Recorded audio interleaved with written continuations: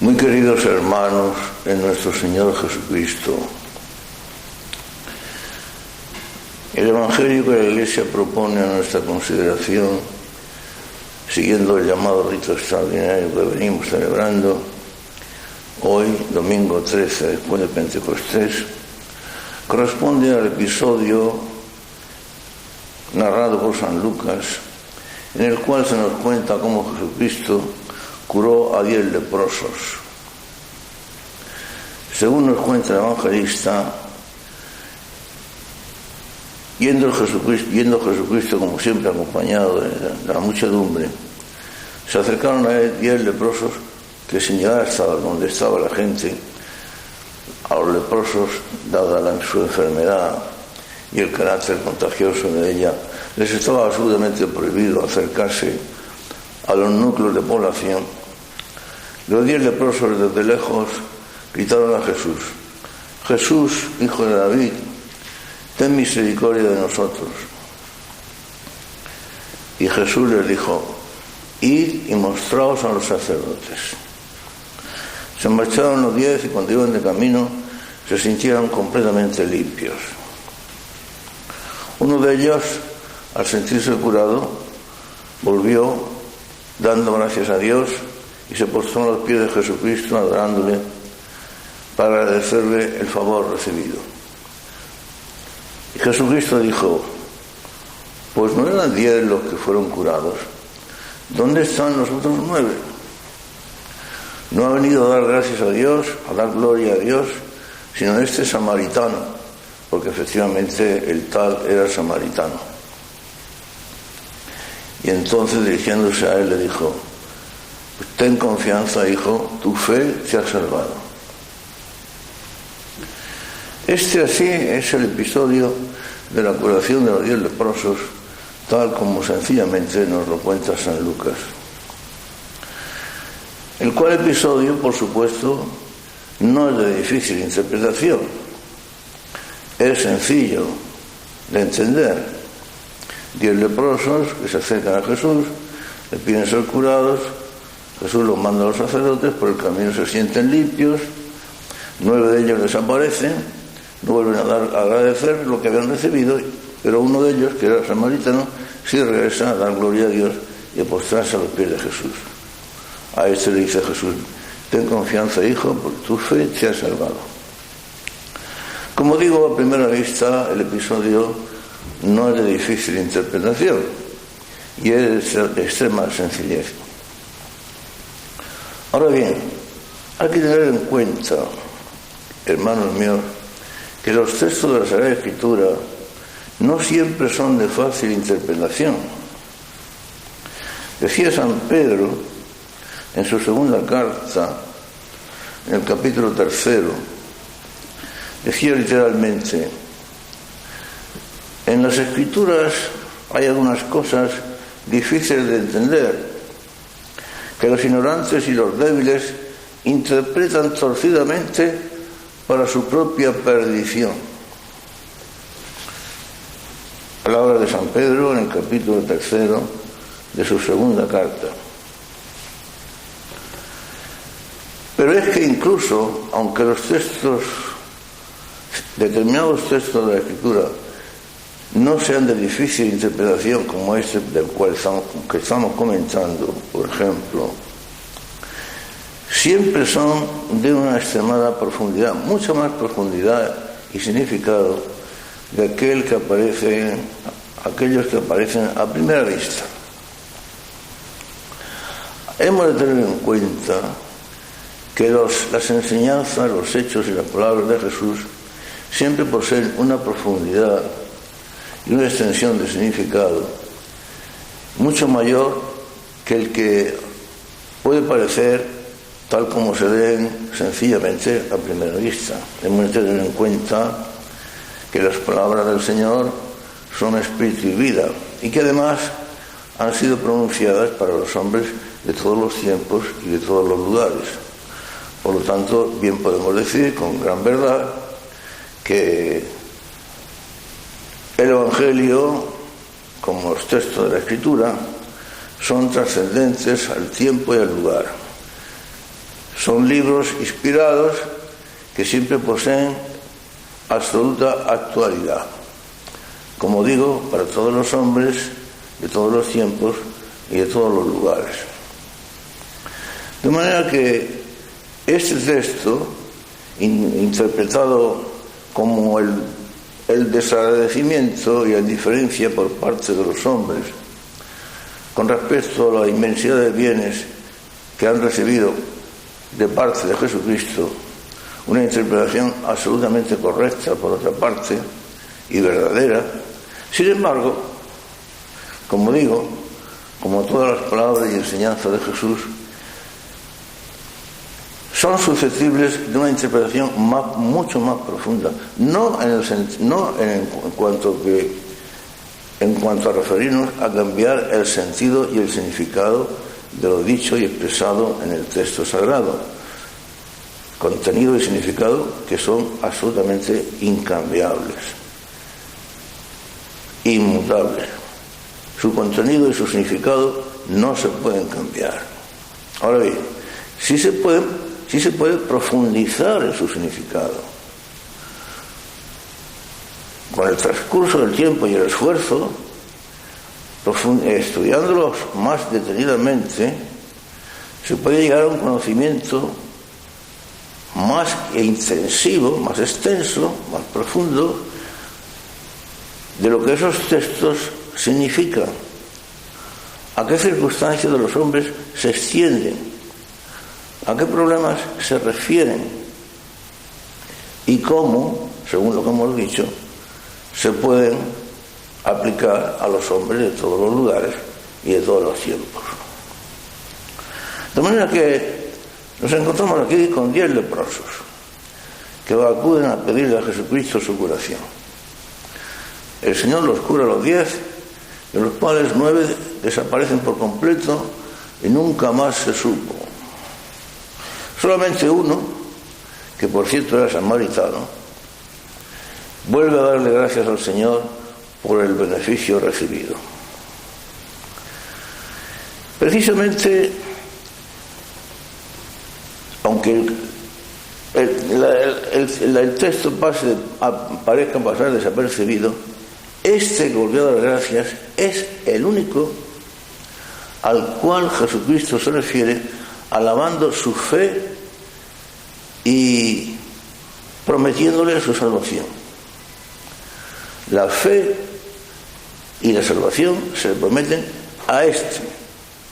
a uno entre 10. De los otros 9 nunca más se supo, nunca más se vuelve a hablar y nunca más vuelven a aparecer. ¿Qué es lo que ha ocurrido aquí? ¿Ha ocurrido algo? ¿Qué fue de la fe, del agradecimiento de los otros? ¿Y qué decir con respecto a su salvación, acerca de las cuales Jesucristo guarda absoluto silencio? Con respecto a eso, a ese tema, solamente se refiere al que había vuelto. 9 desaparecidos, 9 que no cuentan y 1 que vuelve a dar gracias. Si aplicamos el hecho, según lo que acabamos de decir, de una interpretación profunda de los evangelios, a la situación actual, hermanos queridos, nos encontramos con la gran pena y el inmenso dolor de la situación actual de la Iglesia. Una situación de desolación, una situación de confusión general, una situación, diríamos, incluso en la que parece que está teniendo lugar la llamada y profetizada apostasía general que tendrá lugar en la Iglesia en los tiempos inmediatamente anteriores a la segunda venida del Señor. Es cierto que con respecto al momento de la segunda venida del Señor, según el mismo Señor anunció, es un secreto que solo Dios sabe. Sin embargo, también es verdad que nuestro Señor nos dejó signos claros y yo diría casi evidentes acerca de la proximidad inminente de tales tiempos. Signos claros y casi evidentes que, sin embargo, no serán reconocidos por los hombres. ¿Por qué? Hemos de pensar que cuando Jesucristo nos habla de esos signos clarísimos que precederán a su segunda venida, que coincidirán con la apostasía general que tendrá lugar en la Iglesia, con los momentos de desolación general, con esos momentos en los cuales el pequeño rebaño, el pequeño número de los que aún permanezcan fieles a su fe, quedará reducido prácticamente a casi nada. ¿Pensáis que cuando venga el Hijo del Hombre encontrará fe sobre la tierra? Por supuesto que la Iglesia Católica no desaparecerá nunca, porque las puertas del infierno no prevalecerán contra ella, etc. Pero cuando Jesucristo nos habla de esos signos inminentes, que sin embargo los hombres no sabrán reconocer, podríamos preguntar, ¿por qué tales signos no podrán ser reconocidos? ¿Acaso Jesucristo habla en jeroglíficos indescifrables o sencillamente habla por hablar? No podemos suponer tal cosa. Hemos de pensar, por lo tanto, que si esos signos son irreconocibles, es el hecho es debido solamente a la ceguera voluntaria por parte de los hombres, al hecho de que los hombres han dejado el amor a la verdad y han optado libremente por la mentira. Entonces sus ojos y su corazón se han cegado, se han embotado, en palabras del mismo Jesucristo, y ahora son capaces de ver por lo que tienen delante, lo evidente. El caso es que nos encontramos con esta situación de apostasía general. Como digo, no podemos decir que estamos en los últimos tiempos, porque Dios lo sabe, pero los hechos son ahí, están bien claros, y serían suficientes, por lo menos, para hacernos pensar, para hacernos recapacitar, para preocuparnos y para pensar más seriamente en el destino final de nuestras almas, en nuestra propia salvación. Porque, hermanos míos muy amados, lo que aquí nos jugamos no es poca cosa. Y el hecho de que apostemos mal y que elijamos el camino equivocado depende nada menos y nada más que nuestra salvación o nuestra condenación eterna. 9 desaparecidos, 9 que no están, y solamente queda uno, el pequeño rebaño de que hablaba Jesucristo, el pequeño número de los que mantienen la fe, muy pequeña, y que mantienen la realidad de las palabras del Señor, de que las puertas del infierno no prevalecerán en la Iglesia. O sea que la Iglesia no desaparecerá, pero de hecho será muy difícil de ver y muy difícil de encontrar. Yo diría que la situación actual es la de una nueva iglesia, una iglesia que se pretende como la auténtica y verdadera, que es la que se presenta como oficial, la que se extiende universalmente por la tierra, por todas partes, la que es generalmente aceptada por la inmensa mayoría de los católicos o de los que fueron católicos.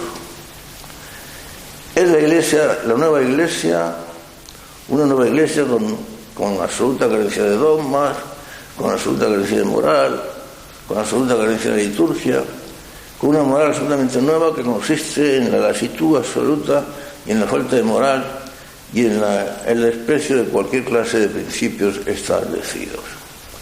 Es la nueva iglesia que se extiende por toda la tierra y que llega a cubrir y a ocultar a los restos de la verdadera iglesia, la cual vive en un estado catacumbal, como yo suelo decir, como iglesia de catacumbas, en un estado, en una situación de casi de escondite,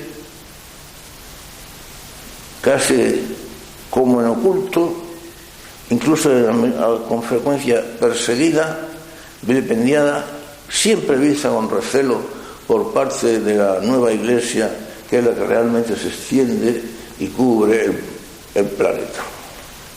hasta el punto de que la Iglesia de Jesucristo es prácticamente difícil de encontrar. Yo compararía la actual situación, aunque muchos me tachen de extremista y de exagerado, a lo que ocurre a veces en el fondo de los mares con un pulpo gigantesco que atrapa, diríamos, a una estrella de mar.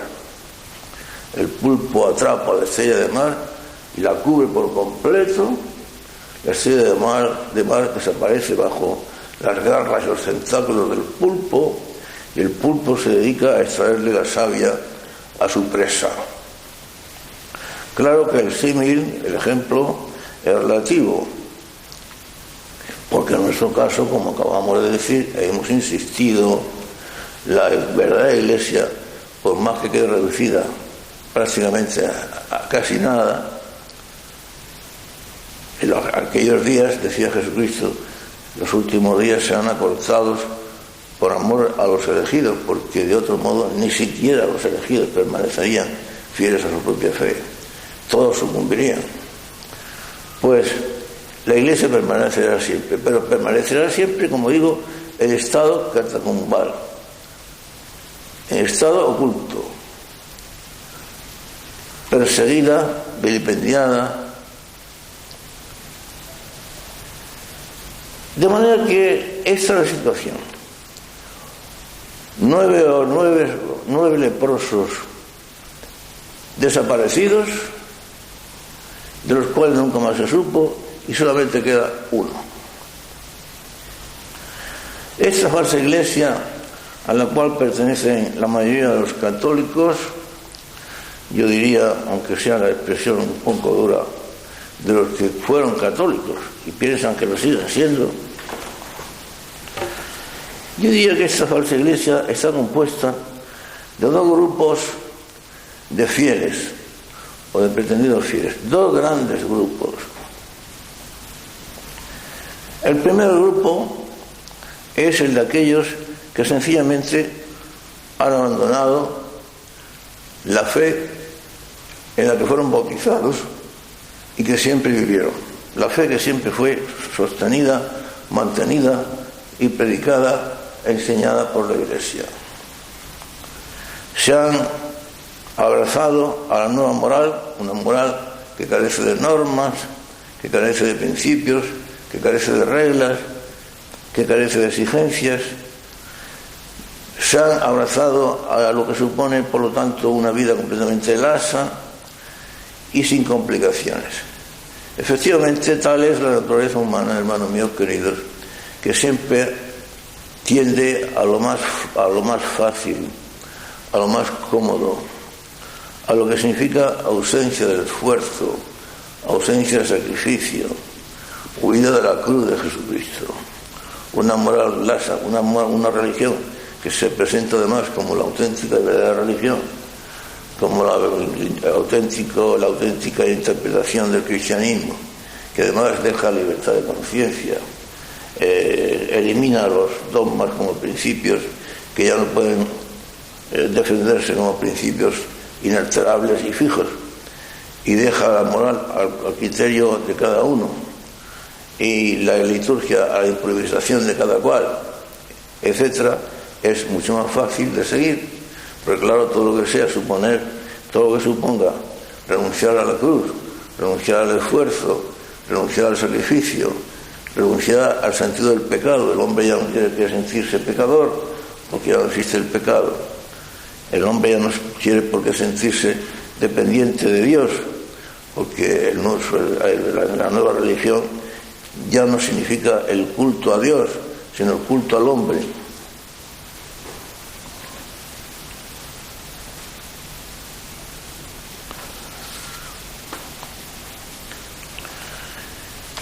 Pues este primer grupo lo compone, a su vez está dividido en dos subgrupos. El primero, acerca del cual estamos hablando, son aquellos que sencillamente han abandonado su fe por lo que ellos piensan, tal se les ha dicho, que es la auténtica fe, la auténtica interpretación del Evangelio. Una interpretación del Evangelio que es mucho más cómoda, mucho más fácil, en la cual cada uno puede hacer lo que le dé la gana, que no las estrictas exigencias que se derivaban del Evangelio, en el centro del cual está la cruz de Jesucristo y la necesidad de que todo cristiano participe de la cruz de su Maestro. Porque yo soy el camino y el discípulo no es diferente de su Maestro. El discípulo ha de seguir el camino de su Maestro. Digo que este primer gran grupo lo compone del que venimos hablando, y luego hay un segundo subgrupo, del cual está compuesto por aquellos que sencillamente han abandonado la verdad y su fe, no tanto, por supuesto, por comodidad, pero sobre todo por desprecio a la verdad y más que nada por cobardía. A estos hombres que han abandonado su fe por cobardía, pues habría que aplicarles el texto del Apocalipsis. Ese texto contenido en el capítulo 21 del Apocalipsis, en el que se dice: los cobardes, los incrédulos, así dice el libro del Apocalipsis, los cobardes, los incrédulos, los abominables y homicidas, los fornicarios, los hechiceros, los idólatras y todos los mentirosos tendrán su parte en el estanque que arde con fuego y azufre, que es la muerte segunda. La muerte segunda. La Biblia considera la verdadera muerte a la muerte eterna, la muerte segunda, y no a la muerte corporal, que no es sino el paso a la vida eterna, sea a la salvación eterna, sea a la condenación eterna, la cual sí que efectivamente es la muerte segunda, es la muerte definitiva. Esto es, como digo, han abandonado la fe por cobardía y por desprecio a la verdad. Hay que tener en cuenta que, tal como acabamos de leer el texto sagrado del Apocalipsis, y hacemos la advertencia una vez más, repetimos, hagamos un pequeño paréntesis, de que los textos de la Escritura son textos inspirados, son textos del Espíritu Santo, no son textos de este teólogo, por muy famoso que sea, o de aquel teólogo, de este pastor, por muy conocido que sea, por muy importante que sea el cargo que ostente, o del otro pastor, de este pretendido profeta o de aquel pretendido profeta. Son textos del Espíritu Santo. Ahora, cada cual que se atenga a lo que quiera. O nos atenemos a lo que dice el Espíritu Santo, o nos atenemos a lo que dicen los pastores humanos, los profetas humanos, los teólogos humanos, por importantes que sean, por prestigiosos que sean, por la gran responsabilidad de la que gocen en su cargo, etcétera, etcétera, etcétera.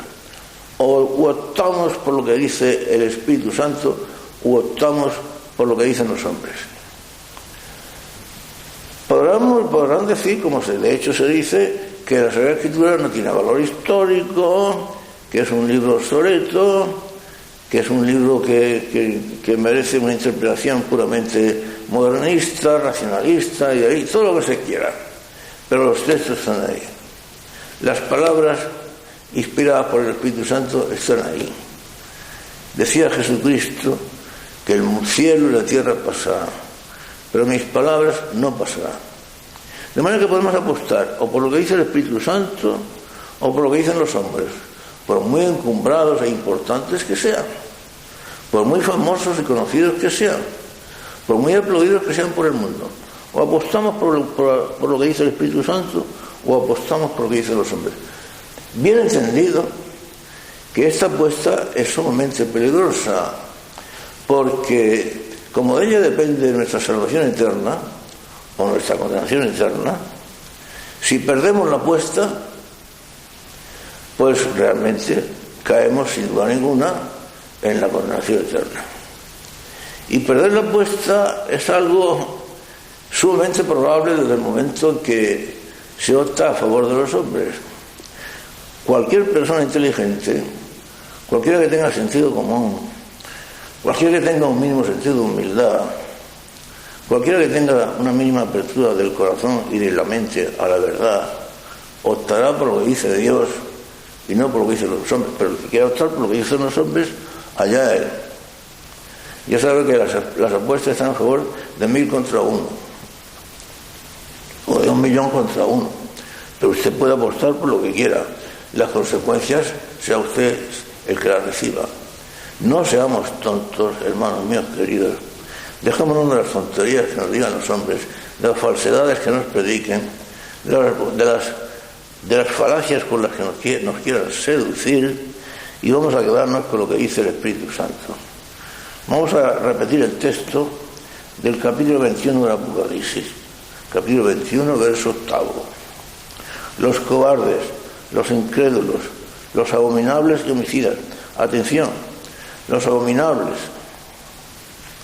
porque los hombres abominables son aquellos que han optado por la abominación, por la máxima degeneración. Son aquellos que han optado por predicar y proclamar que los vicios más nefandos, que más rebajan al hombre, son sin embargo una expresión del progreso y del triunfo de la humanidad, porque hasta ahí llega el atrevimiento de los hombres. Los abominables, pues mira, sobre esos tales que dicen que tales vicios nefandos, abominables, suponen un triunfo del progreso, un triunfo de la humanidad, una victoria sobre tiempos pasados y obsoletos, a esos tales yo les recordaría, aquí lo he preparado, lo que dice la carta a los Romanos, San Pablo, en la carta a los Romanos, en su capítulo 1.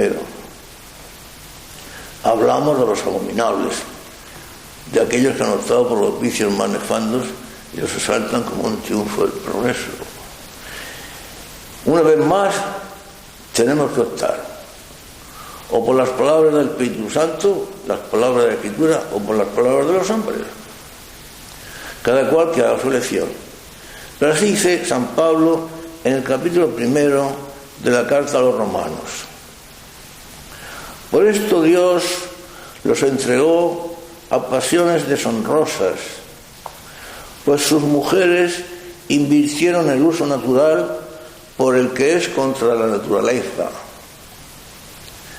E igualmente también los hombres, abandonando el uso natural de la mujer, se inflamaron en deseo de unos por otros, hombres con hombres, practicando la infamia, estoy leyendo literalmente, practicando la infamia y recibiendo en sí mismos el pago merecido por su extravío. Recibiendo en sí mismos el pago merecido por su extravío.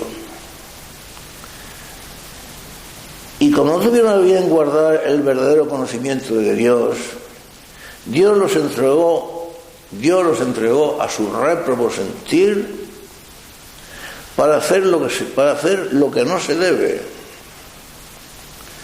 Y el resultado fue el siguiente: repletos de toda injusticia, perversidad, codicia y maldad, rebosantes de envidia, de homicidio, de contienda, de engaño, de malignidad, chismosos, calumniadores, enemigos de Dios, ultrajadores, altaneros, soberbios, vanidosos, inventores de maldades, desobedientes a sus padres.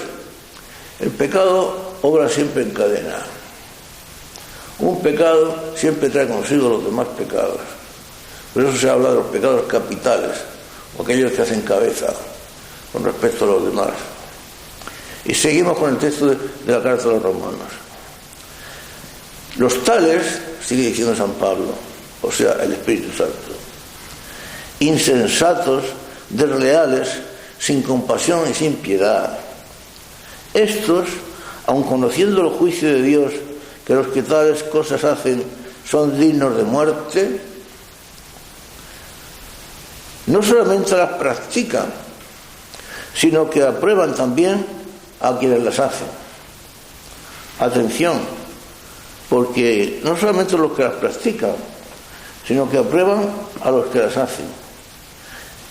Diríamos que incluso aquellos que aprueban a los que las hacen, y más si los que las aprueban ostentan cargos de alta responsabilidad, son dignos de una gravísima responsabilidad y recibirán un castigo de Dios en su momento, pero sin duda ninguna que nosotros, por mucho que le demos a nuestra imaginación, jamás podremos llegar ni siquiera a concebir.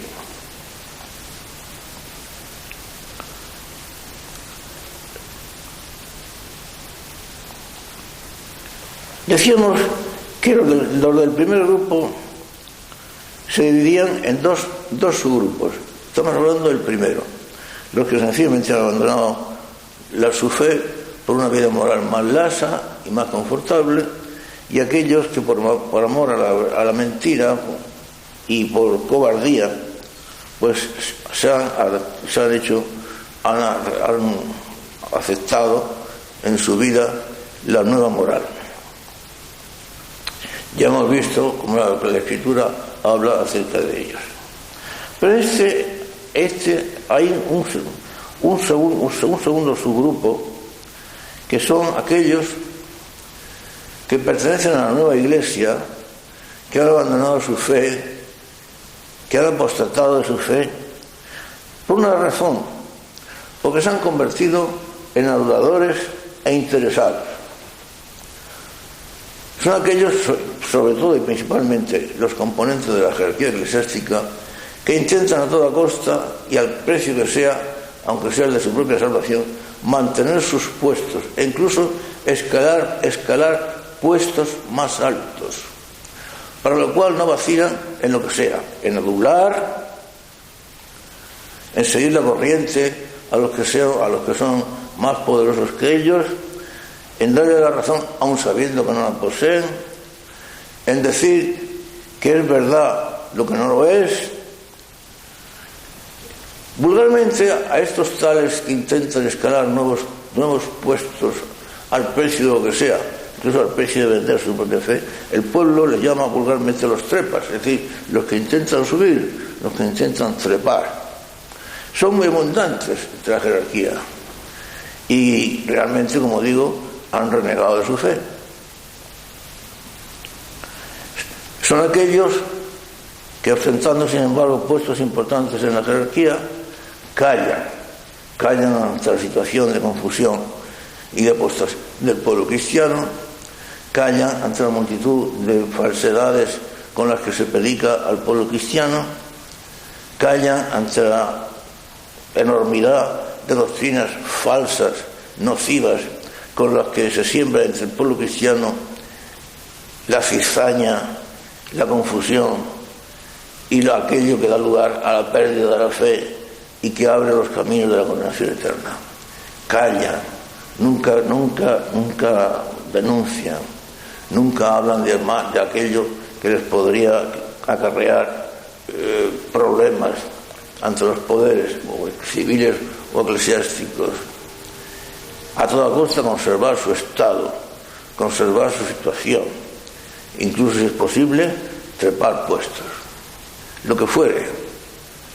Esta es la situación lastimosa, lamentabilísima, aunque lo queramos reconocer o no, en la que se encuentra el pueblo cristiano cuando, estando necesitado de que sus pastores lo condujeran a buenos pastos, les advertían del peligro, les advertían de las malas doctrinas con que frecuentemente son engañados, les apartaran de los malos caminos por los que se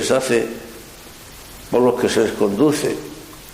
Sin embargo, callan, guardan silencio. Aquí no ha pasado nada, no pasa nada.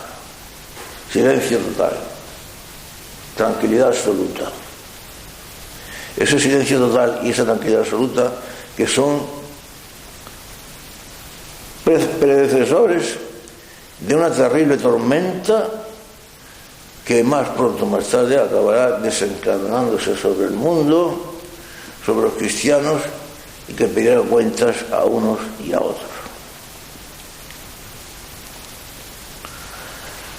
Decíamos que aquellos que han desaparecido, los 9 leprosos que desaparecieron, de los cuales nunca más se supo, acerca de los cuales su fe y su salvación Jesucristo calla. Los que han desertado de la Iglesia prácticamente, aunque o pertenezcan de hecho a la Iglesia oficial y sean los encumbrados, hay un segundo grupo que no han querido desertar de su fe. Han querido mantener los principios a toda costa. Siguen creyendo en los principios y en la fe que siempre ha mantenido la Iglesia.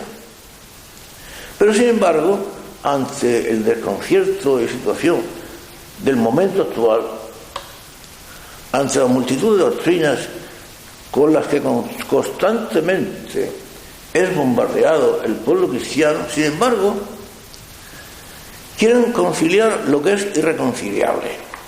Por una parte, mantenerse fieles a sus principios.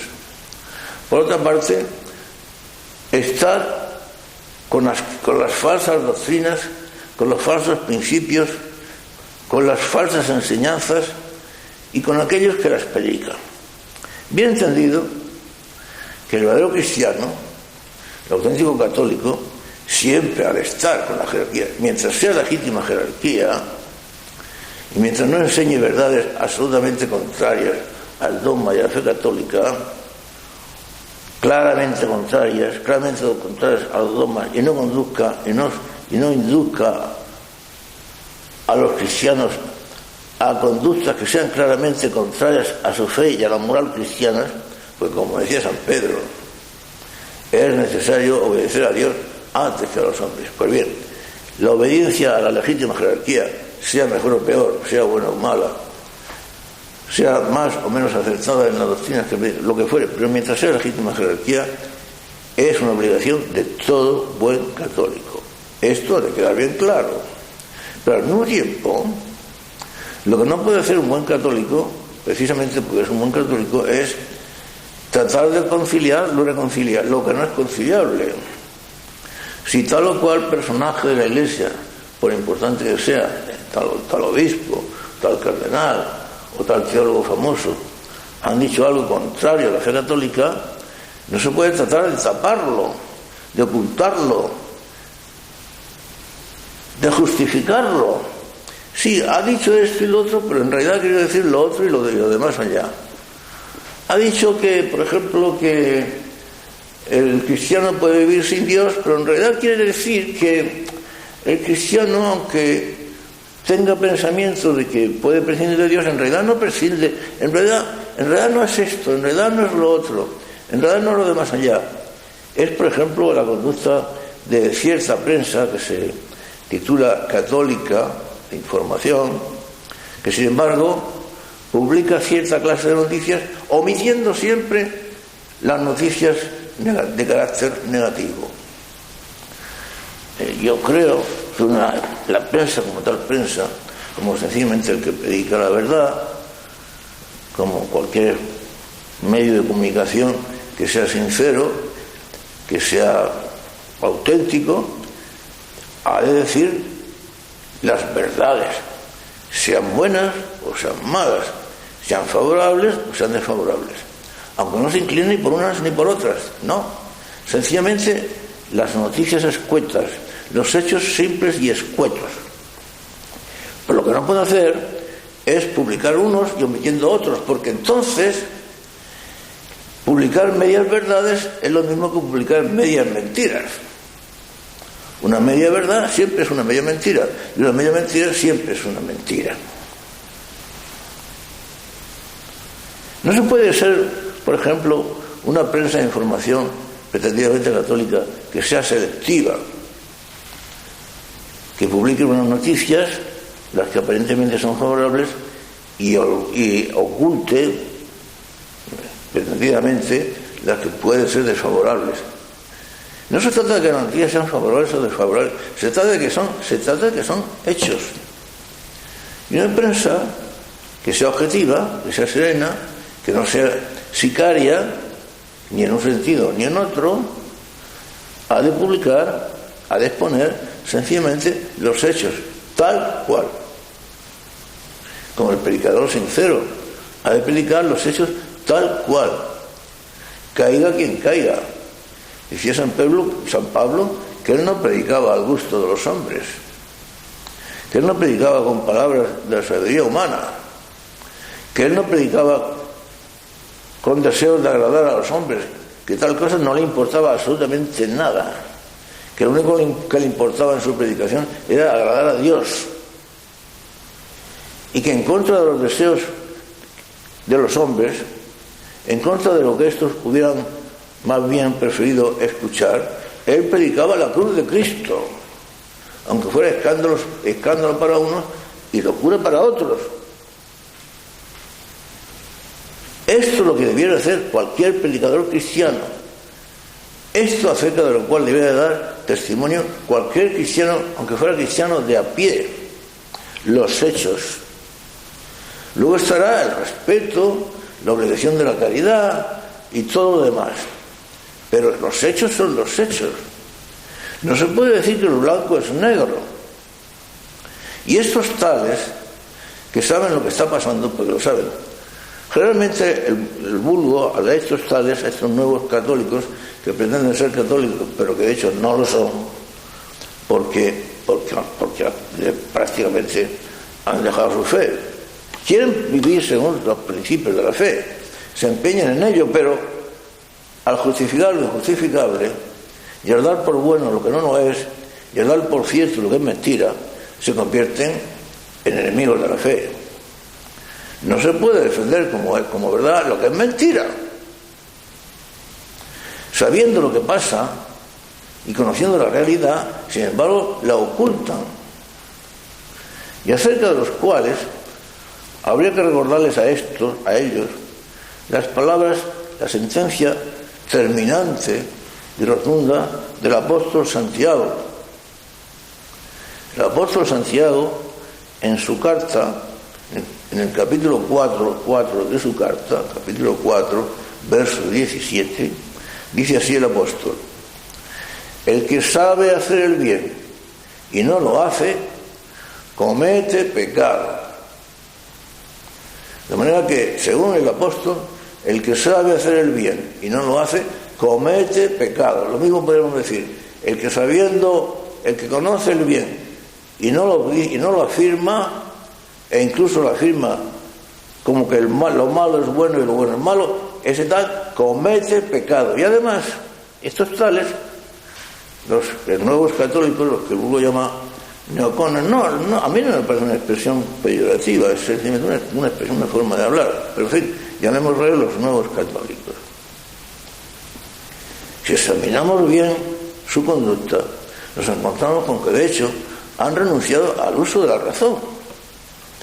Dios ha dotado al hombre lo mejor de lo que lo podía dotar, aparte de la vida sobrenatural: la razón y la voluntad. En eso nos diferenciamos de los animales. La razón es lo característico, lo específico del ser humano, aquello que lo separa y lo distingue de los animales. Pero si el hombre renuncia al uso de su razón, renuncia a lo más específico de aquello que lo constituye como humano, como ser humano, como hombre. De manera que renunciar al uso de la razón para tenerse más bien a la mentira es un pecado gravísimo. Repito las palabras de Santiago: el que sabe hacer el bien y no lo hace, comete pecado. Hombre, pero si no ha cometido ninguna cosa mala. Sí, pero sabía hacerlo bien y no lo hizo, lo omitió. Comete pecado. Palabras del apóstol Santiago, capítulo 4 de su carta, verso 17. La verdad, los hechos escuetos. Es que dijo, pero quiso decir, en realidad, interpretándolo, no señor, dijo lo que dijo, está bien claro.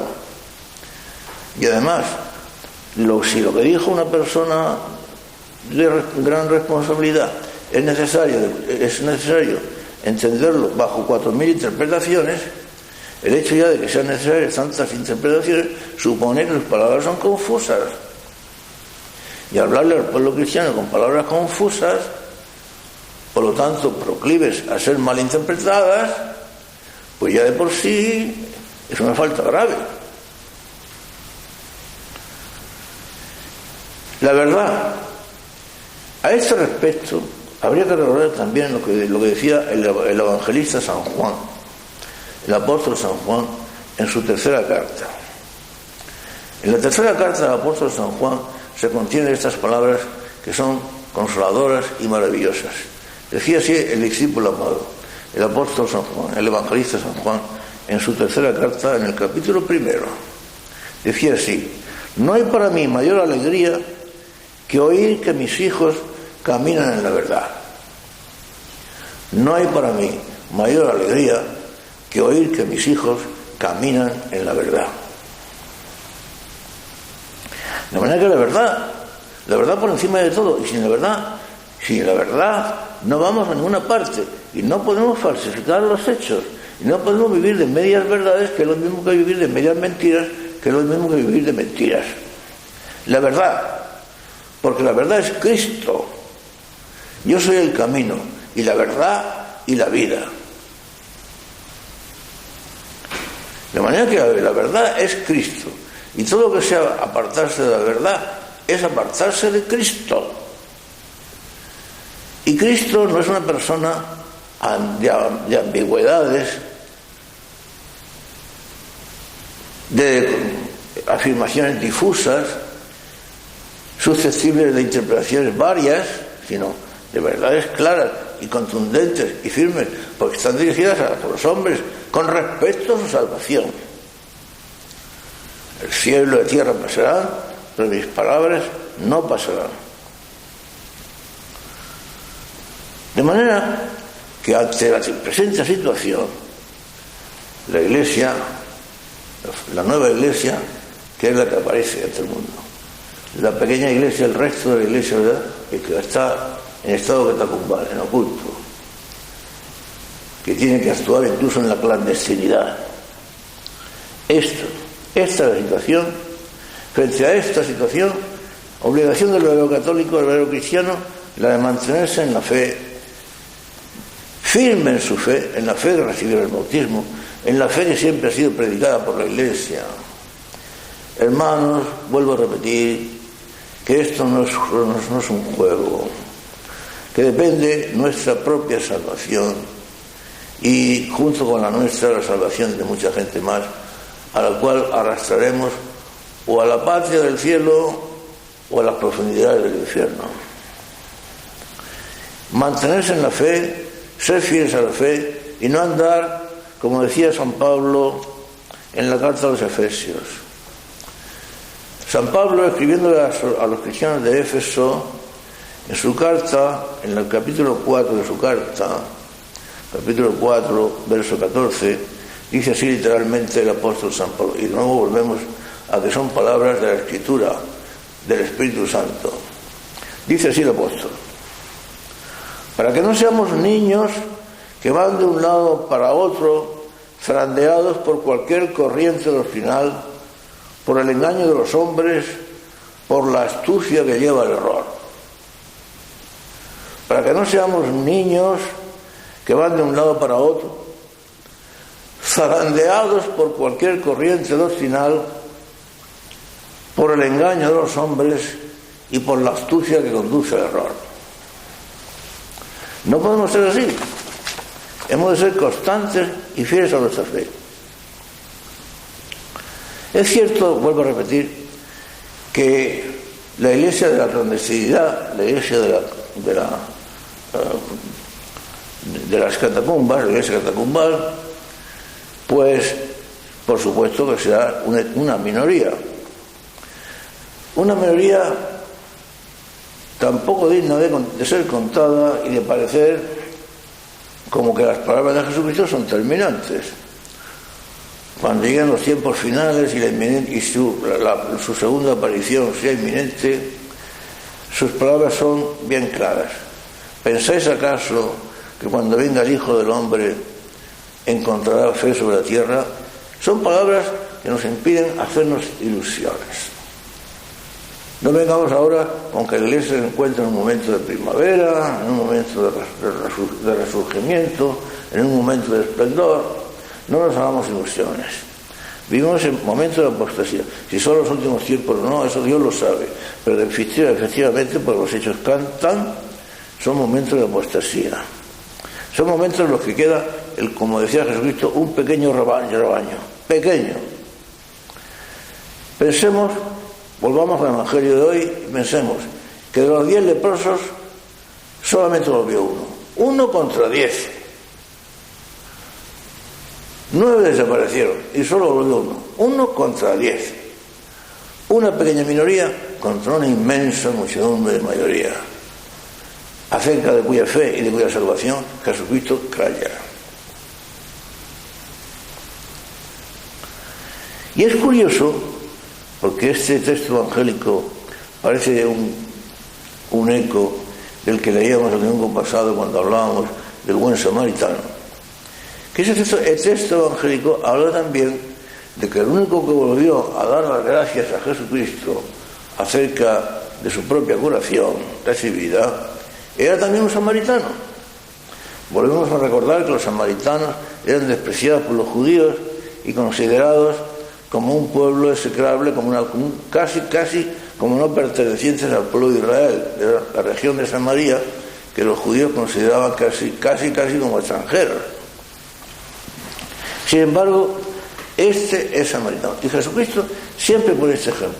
Lo mismo que en la parábola del buen samaritano que acogió y recogió a aquel pobre desgraciado que había sido robado por los ladrones y dejado malherido en la cuneta del camino. De nuevo nos encontramos con que es un samaritano el que vuelve a dar gracias, el pueblo despreciado por los judíos. Los samaritanos, los despreciados por los bienpensantes, por los que triunfan, por los que mandan, por los que son bien considerados por el mundo, son siempre una minoría. Viven, como hemos dicho antes, en la clandestinidad, vilipendiados, siempre vistos con recelo, incluso en muchas ocasiones perseguidos. Sin embargo, los samaritanos en el Evangelio son puestos siempre en el primer plano del candelero. Recordemos el episodio en el cual nuestro Señor, según cuenta el capítulo 4 de San Juan, nuestro Señor, cansado del camino, se sienta junto al pozo llamado de Jacob, el pozo de Jacob, y manda a sus discípulos al próximo poblado a comprar algún alimento. En el intervalo, y estando solo, llega una mujer de Samaria a sacar agua del pozo. Nuestro Señor le pide agua y la mujer le dice: pero tú, siendo judío y sabiendo que yo soy samaritana, me pides agua a mí. Ya sabemos la conversación que sigue. Mujer, si conocieras el don de Dios, la mujer, etc. La mujer se siente entusiasmada, enardecida, conmovida por las palabras de aquel hombre desconocido, pero que llegó hasta el fondo de su corazón. Y entonces Jesús le dice: pues anda, vete al pueblo y tráete a tu marido y venir. Señor, le dice ella, no tengo marido. Le dice Jesús: bien has respondido, porque efectivamente no tienes marido, porque has tenido 6, y ese hombre con el cual vives ahora no es tu marido. Atención a estas palabras. Ese hombre con el cual vives ahora, lo que ahora llamaríamos una situación de hecho, ese hombre con el cual vives ahora no es tu marido. Palabras de nuestro Señor Jesucristo, que por lo tanto en los tiempos actuales no reconocería tampoco una situación de hecho. La mujer se siente conmovida y dice: Maestro, Señor, veo que eres un profeta, veo que lo sabes todo. Y entonces, por lo visto, sigue la conversación. Nuestro Señor sigue desgranándole la propia vida a aquella infeliz, y ella está entusiasmada al pueblo a dar noticias de la conversación que acaba de tener con aquel extraño profeta. Dice: me ha dicho, me ha adivinado toda mi vida y todo lo que yo he hecho. Palabra literal: todo lo que he hecho me lo ha dicho. O sea, que Jesucristo la reconoció como pecadora. Me ha dicho todo lo que yo tengo, todo lo que yo he hecho. La reconoce como pecadora. O sea que la situación actual de que estas situaciones de hecho, o de que estas situaciones nuevas, ahora que se habla tanto de la familia y de la comprensión hacia los matrimonios adultos, vueltos a casar, etcétera, etcétera, etcétera, nuestro Señor no reconoce como tales. El que abandona a su mujer y se casa con otra comete adulterio. Palabras literales de nuestro Señor Jesucristo. Y volvemos a ver siempre, ¿con qué nos quedamos? ¿Con las palabras del Maestro o con las enseñanzas de los falsos profetas? Cada cual que haga su apuesta. Me ha dicho todo lo que yo he hecho. Es cierto que Jesucristo se acerca a los adúlteros y a las mujeres pecadoras, es cierto, y que come con los publicanos, etcétera, etcétera. Pero, atención, come con ellos, pero siempre los reconoce como pecadores. Reconoce sus pecados para acabar perdonándolos. Pero primero reconoce sus pecados. Recordamos, por ejemplo, el episodio de la mujer adúltera, aquella que por haber sido sorprendida en adulterio querían apedrear. Y como nuestro Señor le salva la vida, y al quedarse solo con ella le dice: mujer, ¿dónde están los que te querían apedrear? Ninguno, Señor, está, todos se han marchado. Pues bueno, yo también te perdono. Te puede decir, pero no vuelvas a pecar más.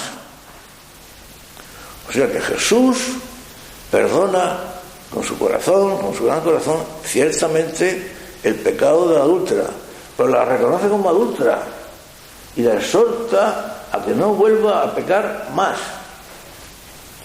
De manera que, según las palabras del Señor, aquella mujer debe dejar de una vez por todas su situación de adulterio. Vete, pero no vuelvas a pecar más. Y lo mismo puede decirse de aquella vez en que el Señor fue invitado a comer en casa de Simón el fariseo y llegó aquella mujer de la vida, una mujer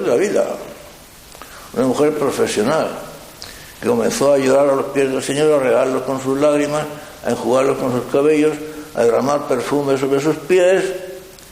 Y Simón, pensando mal, si este hombre supiera quién es la mujer que lo está manoseando, no se dejaría manosear, no debe ser tan profeta como dicen. Y el Señor: Simón,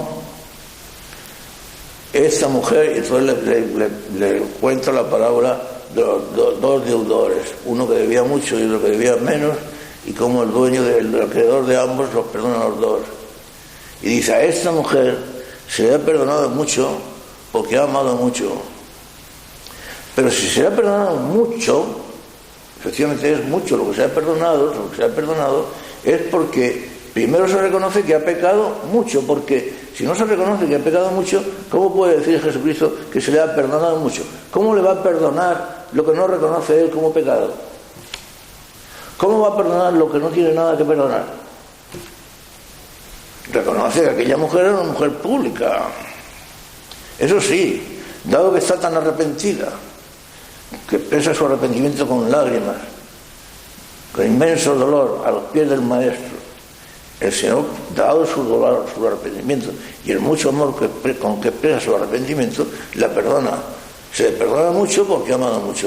Y si se perdona mucho es porque ha pecado mucho. De manera, hermanos míos queridos, que esta nueva moral que se quiere implantar en la nueva Iglesia, o es, mejor dicho, esta ausencia de moral, es una falsedad, es un engaño al pueblo cristiano, es una manera de conducirlo a su perdición. Aquellos que quieran, porque es una doctrina más cómoda y más fácil y más conforme a las exigencias de sus propias pasiones, que sigan esa doctrina. Pero ya saben dónde acaba esa doctrina. Acaba en lo que llama Jesucristo, lo que llama la Biblia, la verdadera muerte, la muerte segunda, la auténtica muerte, la condenación eterna, en el lago que arde para siempre con fuego y azufre.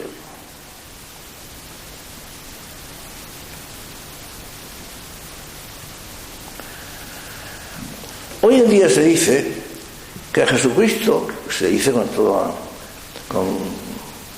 por personas importantes en la jerarquía de la Iglesia, que Jesucristo nos trajo la libertad frente a las exigencias de la ley antigua que tenía a las gentes, a los hombres, aprisionados.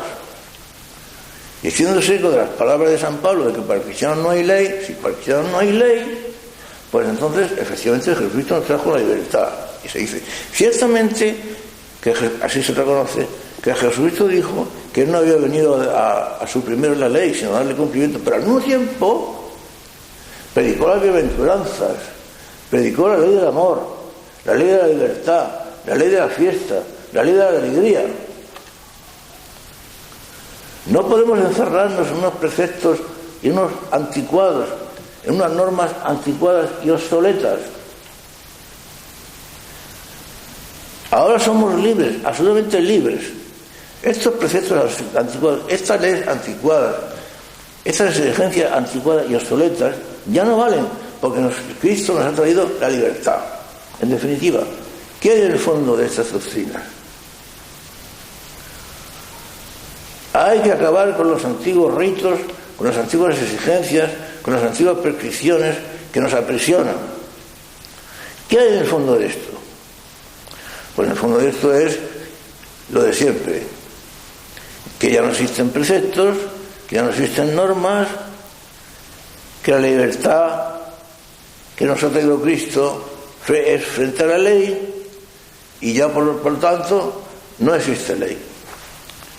Pero hermanos míos queridos, todas estas doctrinas que hoy día se están predicando, incluso por jerarquías importantes en la Iglesia,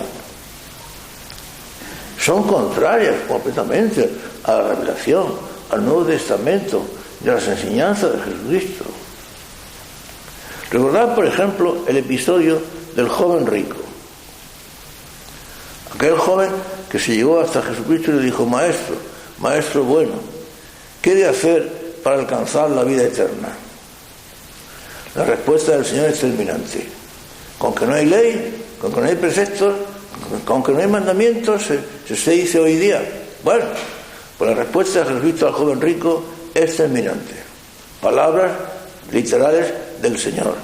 Le dice el Señor al joven rico: pues ya lo sabes, ya conoces los mandamientos, y se los especifica. No matarás, no cometerás adulterio, no robarás, no darás falso testimonio, no defraudarás a nadie, honrarás a tu padre y a tu madre, etcétera, etcétera. Luego existen los preceptos, luego existen los mandamientos.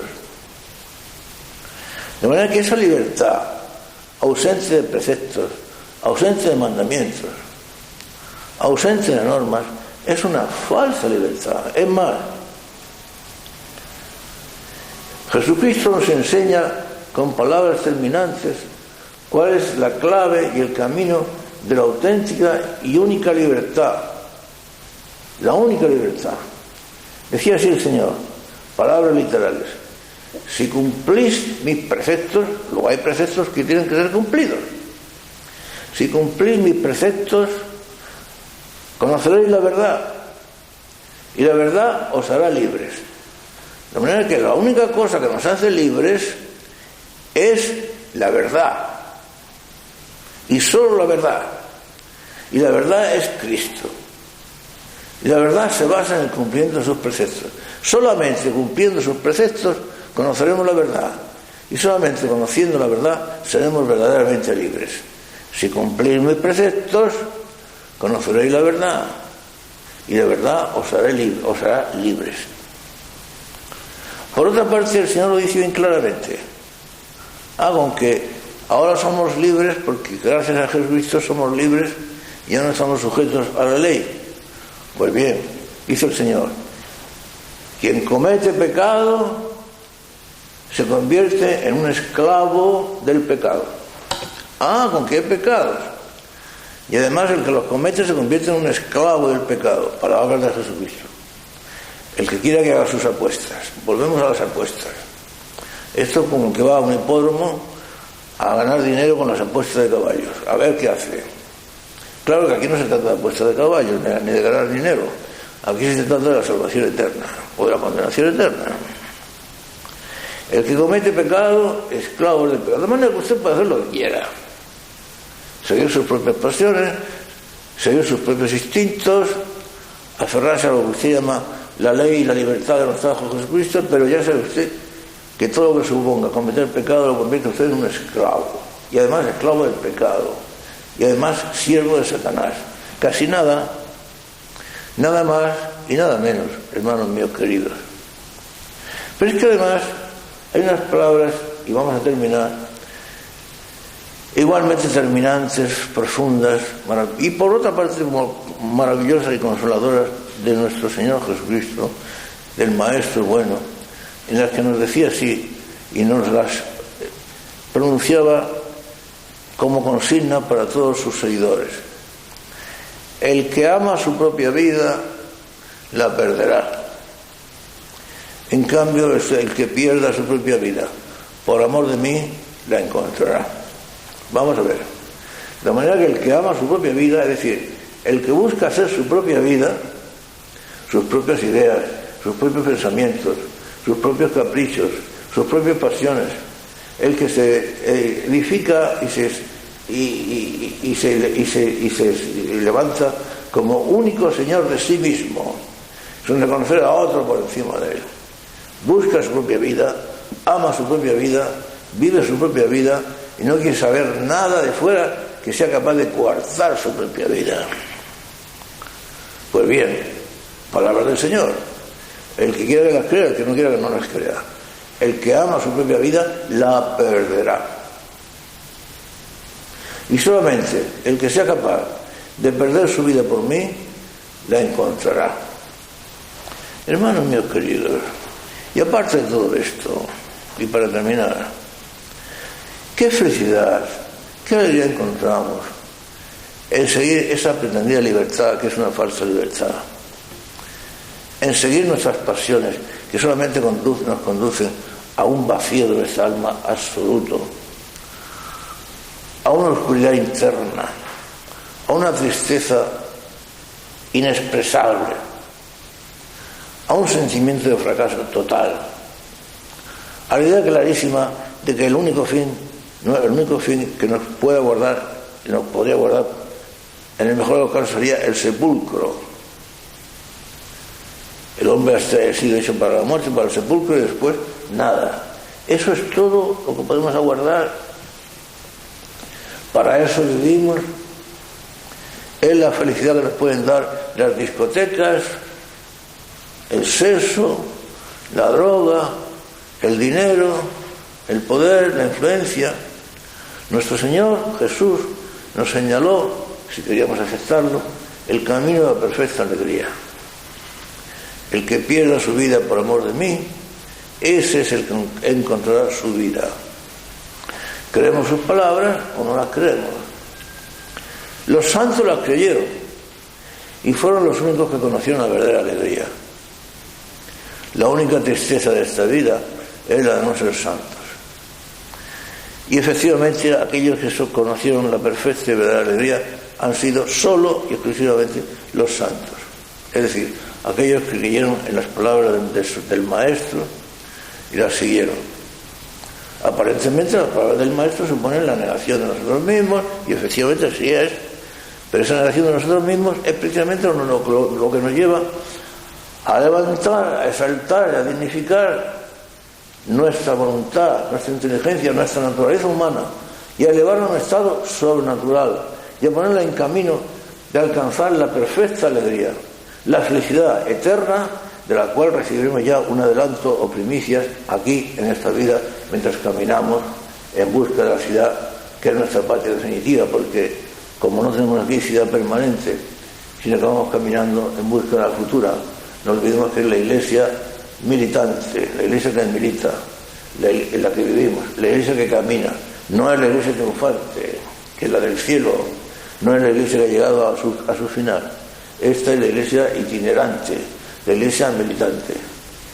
Pero mientras militamos, mientras caminamos, mientras sufrimos, mientras nos negamos a nosotros mismos, Mientras aceptamos como verdaderas las consignas y enseñanzas de Jesús, el Señor, el Maestro bueno, esas enseñanzas, esa participación en la cruz de Jesús, es precisamente eso, y solamente eso, lo que nos llena de alegría, lo que nos llena del gozo que infunde en nuestro corazón el Espíritu Santo, lo que nos hace felices, lo que nos hace capaces de dar testimonio de Jesús a los demás, lo que nos hace capaces de difundir la luz, el aroma de Cristo, que decía San Pablo, el aroma de Cristo a los demás, y testificar de Cristo entre los demás y conducirlos con nosotros juntamente hacia la patria del cielo. Hermanos, termino y repitiendo una vez más, a pesar de mi insistencia, seamos inteligentes al hacer nuestras apuestas. Cuando aquí no se trata del albur, de lo desconocido, de las posibilidades de que gane un caballo o que gane el otro, cosas que nunca se saben, o solamente los tramposos las conocen. No, aquí se trata de algo seguro. El que apuesta por Jesucristo tiene segura la salvación. El que desprecia la verdad, el que desprecia a Jesucristo, el que opta por la mentira, tiene segura su condenación. Ojalá que nosotros, hermanos míos muy amados y queridos, optemos por lo que el buen Jesús, el que dio la vida por nosotros y nos demostró la verdad de su amor dando la vida por nosotros, y optemos por sus enseñanzas, por sus consignas y por las verdades que se desprenden de su vida y de todo lo que contiene el Evangelio.